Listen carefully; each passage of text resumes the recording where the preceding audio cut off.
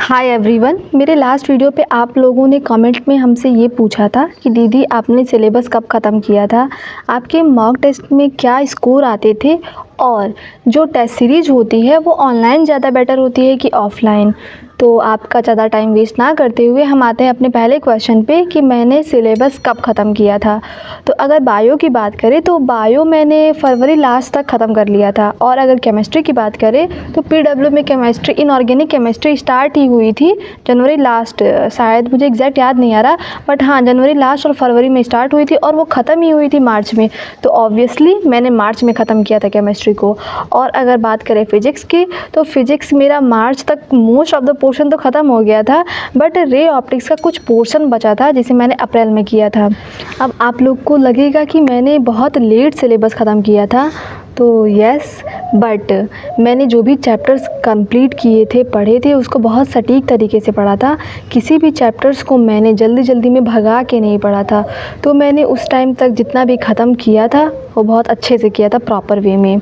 But अगर आप लोगों को और सेफ़र साइड रहना है तो आप फरवरी के लास्ट में या मार्च के फर्स्ट वीक में ख़त्म कर सकते हैं। एंड इस ट्रैप में तो बिल्कुल नहीं फंसना है कि हम दिसंबर में ही सिलेबस ख़त्म कर लें, क्योंकि आपको हर एक चीज़ बैलेंस करके भी चलनी है। टेस्ट हो गया, सिलेबस का रिवीजन हो गया, क्वेश्चन प्रैक्टिस हो गया, तो ये सारी चीज़ें बैलेंस फॉर्म में करिए। भागा भागी में दिसंबर में ही सिलेबस ख़त्म करने का कोई नीड नहीं है। अब आते हैं अपने सेकेंड क्वेश्चन पे कि मेरा टेस्ट का स्कोर क्या था। तो नवंबर तक मेरा जो स्कोर था वो 600 पे था, उसी के अराउंड था।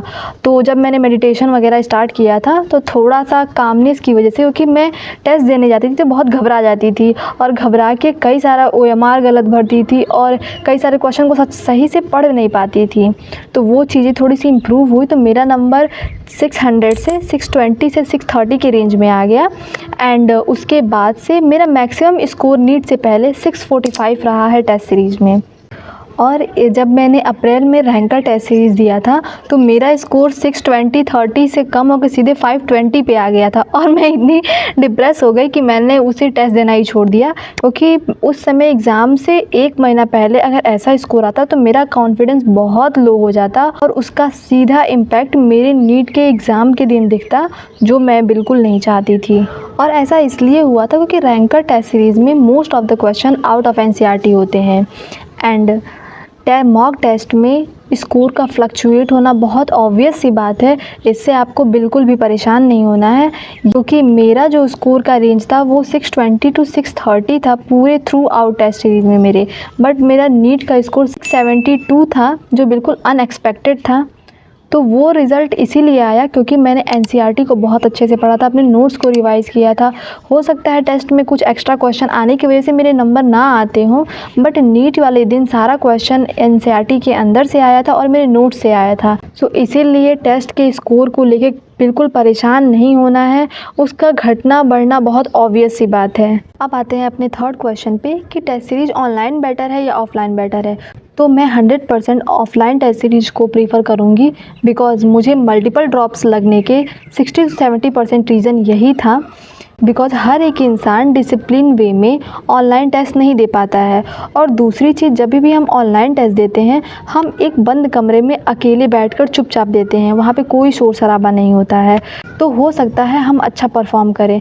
बट जैसे ही एग्ज़ाम वाला दिन आता है वहाँ 200 से 300 बच्चों की भीड़ होती है एग्ज़ाम सेंटर पे, शोर शराबा होता है, क्लास में इन्विजिलेटर का चिल्लाना होता है, और इतना सब देख के आप अचानक पैनिक हो जाते हैं।